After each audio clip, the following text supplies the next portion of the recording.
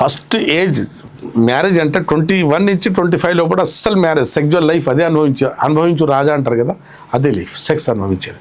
24 నుంచి 30 వరకు, ఇంకా 20 నుంచి 30 వరకు ఉన్న సెక్జువల్ లైఫ్, దీంట్లో ఎంజాయ్మెంట్.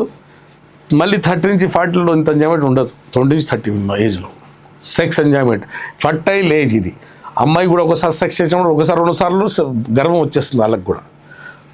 ఓమ్స్ చాలా హెల్తీగా ఉంటాయి, ఇస్పమ్స్ చాలా హెల్తీగా ఉంటాయి, వీర్యం బాగుంటుంది, క్వాలిటీ బాగుంటుంది, క్వాంటిటీ బాగుంటుంది, విస్కాసిటీ బాగుంటుంది, దాని కదలిక అంటే కణాల కదలిక, దాని షేప్స్, మార్ఫాలజీ, మోటిలిటీ అన్నీ బాగుంటాయి. ఈ 20 to 30 లోపల పెళ్లి చేసుకో. మనం ఏం చేస్తాం, ఈ 20 to 30 వరకు పెళ్లి చేసుకోకుండా తరచుగా చేసేది ఏంటంటే ప్రయోగము.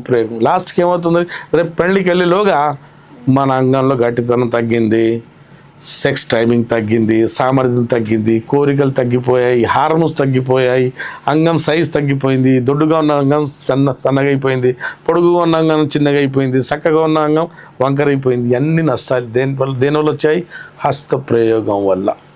ఓకే.